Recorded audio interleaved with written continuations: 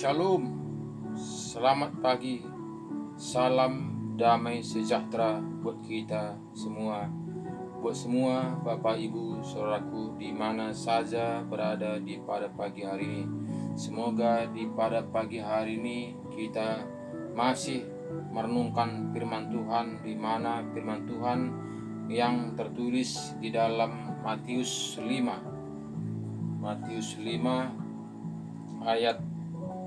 mulai ayat 13. Jadi sini diajarkan kita mana Tuhan Yesus tahun 2000 lalu kita diajarkan sesuai dengan firman-Nya, sesuai dengan kehendak-Nya.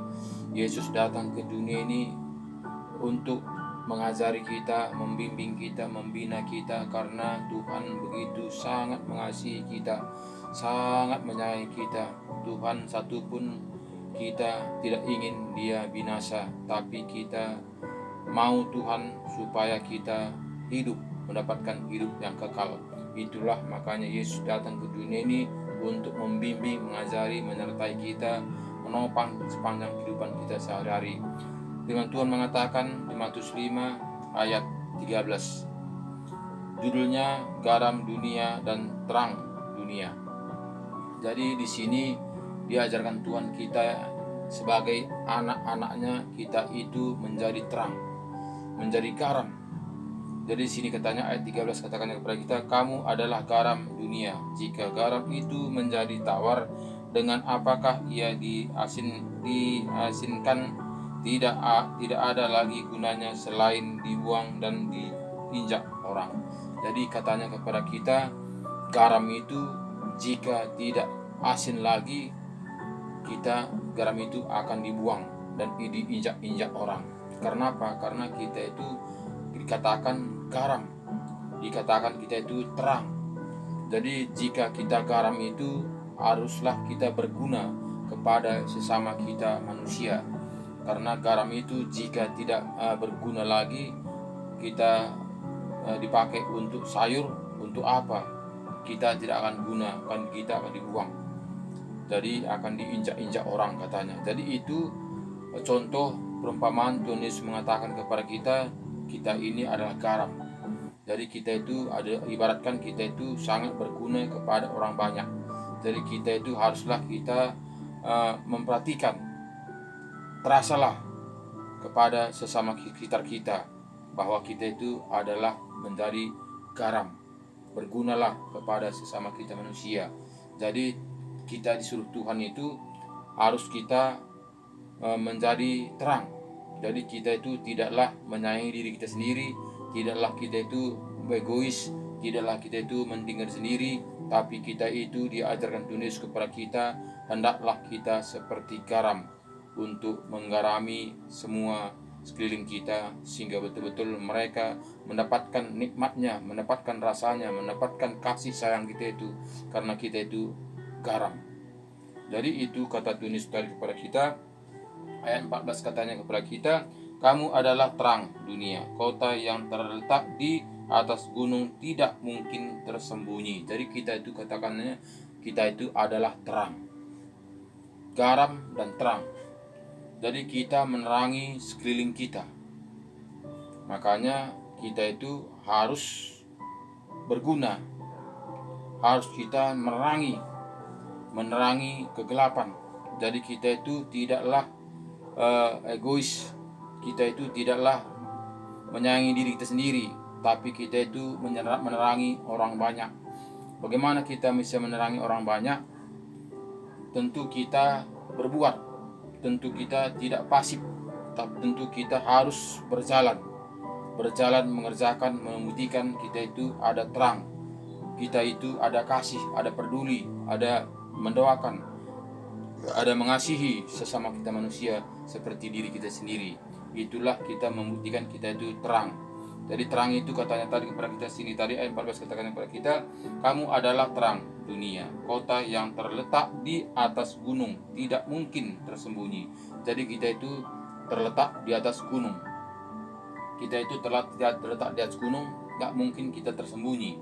Jadi berarti kita bisa menerangi sekeliling kita, kita akan dilihat orang. Nah, jadi itu kita gunanya kita itu menjadi anak-anak Tuhan. Jadi jika kita belum menjadi terang, jika kita belum menjadi garam, jika kita belum bisa berguna kepada sesama kita manusia, berarti kita belumlah anak-anak Tuhan.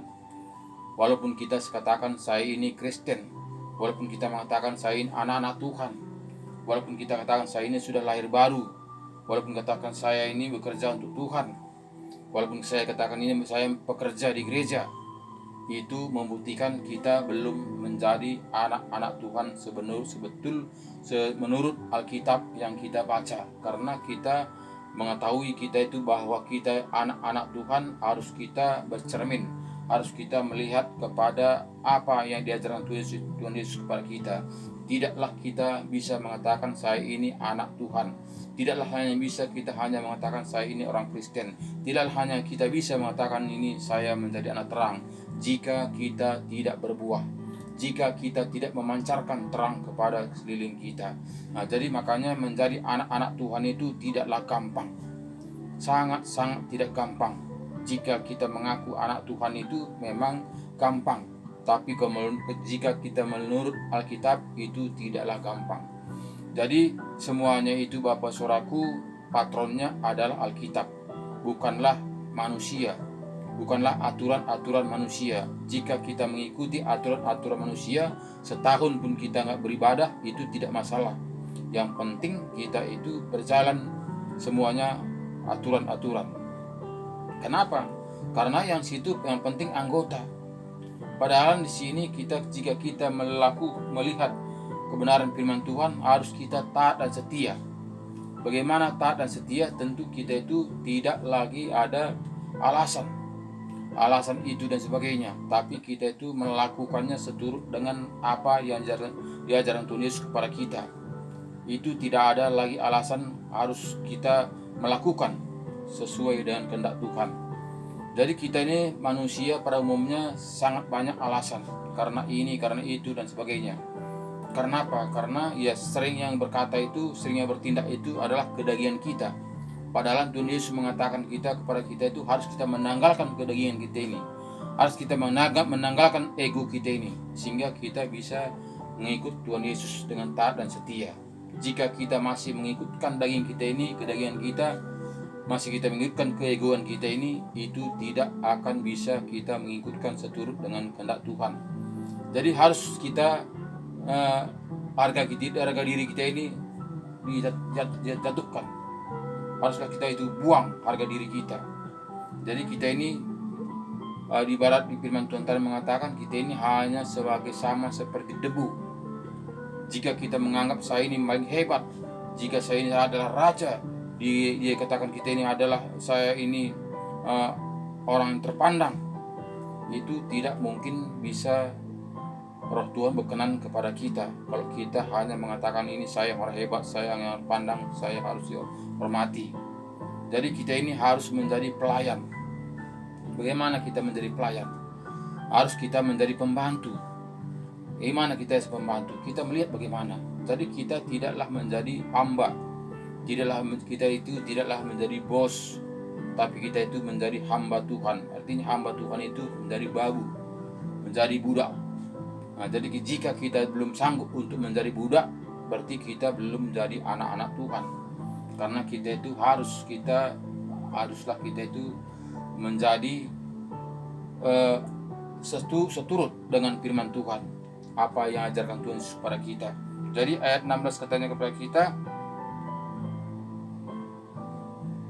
demikianlah hendaknya terangmu bercahaya di depan orang, supaya mereka melihat perbuatanmu yang baik dan memuliakan Bapamu yang di sorga. Jadi hendaklah katanya perbuatan kita itu dilihat orang banyak. Nah, jadi hendaklah kita itu dilihat. Jadi bukannya seperti dunia mengatakan jangan lihat aku, tapi lihatlah perkataanku. Jadi bagaimana kita melihat seperti kita orang tua kepada anak-anak kita. Anakku, jangan kamu merokok, kita mengatakan, tapi kita merokok.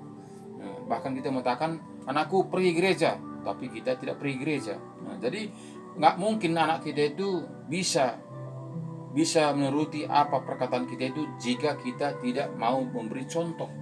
Jadi kita itu harus beri contoh, beri contoh kepada anak-anak kita. Jika kita mengatakan ke gereja, ayo anakku kita berangkat ke gereja, harus kita menjadi contoh. Ayo anakku jangan merokok, kita pun jangan merokok. Jadi kita jadi contoh. Jadi makanya saya bilang tadi, ya tidaklah gampang menjadi anak-anak Tuhan, tapi menjadi orang Kristen memang gampang. Tapi kalau menjadi pelaku firman Tuhan itu sangat-sangat tidak gampang. Jika masih ada keegoan kita, itu tidak akan bisa. Jika masih ada kita menganggap harga diri kita tidak akan bisa. Jika kita menganggap ini adalah Tuhan, nggak akan bisa. Jika kita menganggap ini kita harus dihormati, itu tidak bisa. Karena apa? Karena kita ini adalah kesek, kita ini adalah pembantu, kita ini adalah budak, budaknya Tuhan Yesus. Jadi harus kita tahu diri, Maka Tuhan Yesus mengatakan, jika engkau mau mengikut aku, harus melakukan apa yang kukerjakan, bahkan lebih dari itu firman Tuhan mengatakan. Jadi tak usah pun lebih dari situ, dari pekerjaan Tuhan Yesus saja kita belum mampu, apalagi lebih dari situ, itu sudah makin jauh. Jadi itu Bapak Ibu Saudaraku, jika kita tidak kembali kepada firman Alkitab yang kita percayai dengan kita taati dan setia, kita tidak akan mengerti bagaimana sebetulnya diri kita ini. Apakah memang kita sudah menjadi pelaku firman? Apakah kita hanya mengikuti organisasi saja sebagai kita menjadi anggota gereja, bukannya menjadi anggota pengikut Yesus? Jadi sebetulnya persoalannya sekarang ini bukanlah menjadi orang Kristen, bukanlah hanya menjadi orang-orang ke gereja, tapi masalah sekarang ini yang harus kita perjuangkan ini menjadi pelaku firman. Karena firman Tuhan mengatakan banyak yang datang, tapi yang terpilih sedikit yang terpilih, sangat sedikit. Jadi ini semuanya Bapak Saudaraku harus kita waspada. Janganlah kita tahap yang banyak itu, tapi kita yang bagian sedikit itu. Itulah perjuangan kita. Makanya kita ini membuat renungan setiap pagi untuk mengingatkan kita, bukan mengajari, jangan salah paham. Kita ini bukan mengajari, tapi kita ini mengingatkan supaya kita ini kembali kepada firman Alkitab yang kita percayai. Karena saat ini kita melihat bagaimana karena kesibukan kegiatan kita pada saat ini, akhir-akhir zaman ini, kita tidak lagi membaca surat Tuhan. Tidak lagi ada kesempatan untuk membaca surat Tuhan. Hanya hari Minggu lah, itu pun hanya hamba Tuhan yang menyampaikan dari depan. Tapi kita tidak lagi membacanya dengan rutin karena kesibukan dan sebagainya. Jadi ini Bapak Saudaraku, inilah membuat kita jauh dari kebenaran firman Tuhan. Bagaimana kita bisa mengerti rencana Tuhan dalam kehidupan kita jika kita tidak membaca firman Tuhan, jika kita tidak membaca suratnya Tuhan. Padahal Tuhan sudah memberi surat itu kepada kita. Anakku, nanti begini, nanti begini, nanti begini. Itu Tuhan Yesus sudah suratkan di dalam suratnya yang tertulis di dalam Alkitab. Tapi kita tidak membukanya, kita tidak membacanya. Bagaimanakah kita bisa mengerti apa rencana Tuhan dalam hidup kita tadi? Bagaimana kita tahu rencana Tuhan dalam perjalanan hidup kita? Kita tentu tidak tahu karena kita tidak membaca surat yang diberikan Tuhan Yesus itu kepada kita. Jadi Bapak Ibu Saudaraku, marilah kita berusaha kita membaca Alkitab maksimum. Jadi jangan hanya kita mengatakan saya ini orang Kristen, saya ini pengikut Tuhan, tapi kita tidak membaca suratnya. Itu kan satu pembohongan. Itu sebetulnya satu pembohongan. Bagaimana kita bisa mengerti jika kita tidak membuka suratnya? Bahkan membaca suratnya pun belum tentu kita bisa mengerti jika Tuhan tidak membukakannya. Apalagi kita tidak membacanya. sudah pastilah makin jauh. Jika masih kita mendengar kata-kata orang mengatakan katakannya begini saja, itu bukannya kebenaran. Jika kata orang, karena kita melihat kata orang satu bisa menjadi 10. Satunya tadi katanya bisa menjadi 10. Makanya manusia sekarang ini mengambil kebenaran diri sendiri, bertindak dengan diri sendiri, bukannya melakukannya seturut dengan kehendak Tuhan, bukan bertindak seturut dengan apa yang tertulis dalam Alkitab. Jadi sekarang ini orang manusia pada saat ini, khususnya orang Kristen, mau semuanya instan, maunya semua gampang-gampang, maunya semuanya enak-enak semua. Padahal jelas di Alkitab mengatakan mengikut Tuhan Yesus tidaklah enak secara daging. Sudah jelas tidaklah enak secara daging. Nah, tapi ya kita yang karena kita ini yang mengatur, karena kita ini tidak mau berpedoman pada Alkitab, tidak mau membaca Alkitab bagaimana sebetulnya menurut Alkitab, menurut Tuhan Yesus yang tahun 2000 lalu dia datang ke dunia untuk mengajari kita, sehingga kita membuat kebenaran diri sendiri, sehingga kita yang mengatur Tuhan, sehingga kitalah yang mengatur diri kita sendiri. Jadi bukan lagi firman yang mengatur kita, tapi kita yang mengatur firman. Jadi kita membaca firman Tuhan itu seturut dengan kehendak kita, seturut dengan kemauan kita.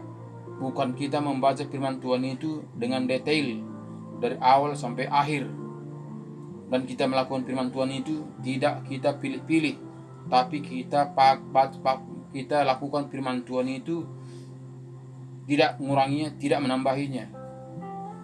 Jadi Bapak Ibu Saudaraku, sekarang ini kita melihat firman Tuhan ini dibumbu-bumbui supaya enak di daging, supaya enak dijalankan. Jadi bagaimana kita bisa mendapatkannya jika tidak ada penderitaan? Kita melihat bagaimana Yesus datang ke dunia ini, mulai dia datang lahir ke dunia ini penderitaan terus sampai dia meninggalkan dunia ini. Itulah Bapa kita. Itulah artinya Kristen, pengikut Yesus. Jadi jika Yesus itu adalah Bapa kita, masa kita bisa lebih enak daripada Yesus? Jadi itu sekarang karena yang bekerja adalah pikiran kita. Karena saat ini seringkali kita firman Tuhan ini ditafsirkan. Bagaimana ditafsirkan? Artinya firman Tuhan ini bukannya kita melakukannya seturut dengan apa diajarkan Tuhan Yesus kepada kita, tapi kita tafsirkan. Artinya tafsirkan itu kita membuat satu contoh, membuat satu kita itu menurut hati kita. Jadi kita menurut perasaan kita, menurut hati kita, menurut pikiran kita.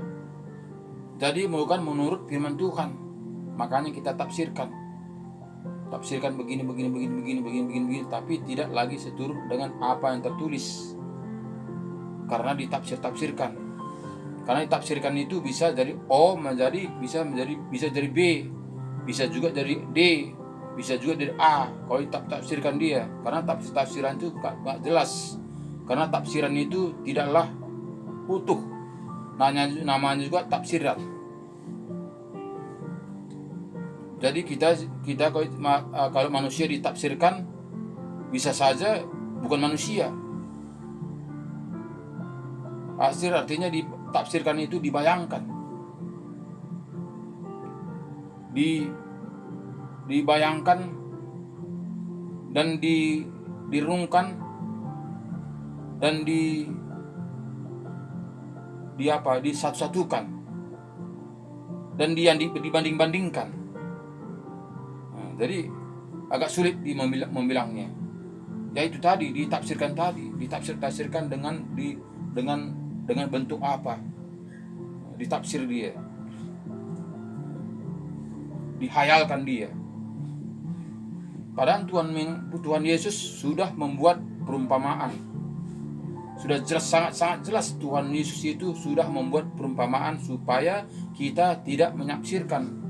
Jika kita mentafsirkan, kita tafsirkan firman Tuhan ini, sehingga bisa jauh lari, karena bukanlah seturut dengan kehendak Tuhan. Karena kita tahu setan itu sangat licik, super licik, sehingga setan itu akan bekerja untuk menuntun kita, mengajari kita supaya kita membelot, sehingga kita firman Tuhan ini ditafsirkan, dibelotkan. Nah, jadi ini Bapak Saudaraku, jika kita tidak kembali kepada originalnya, kita diragukan saat ini. Karena kita lihat zaman sekarang ini, kasih itu begitu menipis. Sangat kita saat ini orang Kristen sekarang ini egonya sangat kuat, mementingkan diri sendiri, tidak lagi peduli sesama manusia. Jadi ini harus kita bangun jati diri kita, bagaimana seturut dengan Alkitab, seturut dengan apa yang ajarkan Tuhan Yesus kepada kita. Jadi itu tidak gampang, sangat tidak gampang. Harus bayar harga, harus ada pengorbanan. Jadi Bapak Ibu Saudaraku, jika kita tidak memulainya, siapa lagi?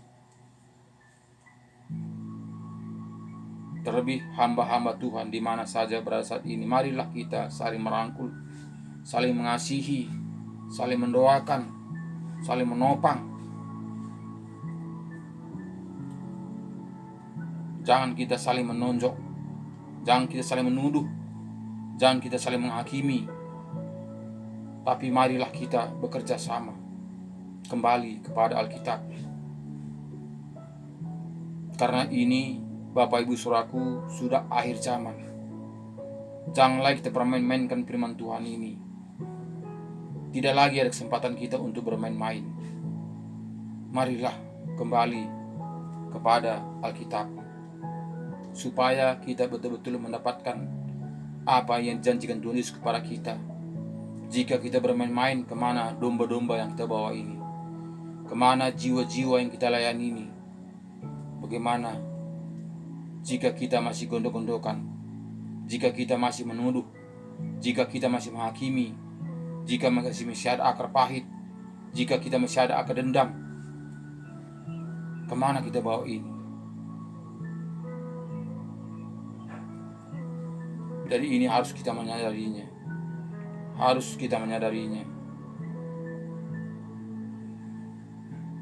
Supaya semuanya kita selamat datang kepada Tuhan Yesus, mendapatkan kerajaan surga.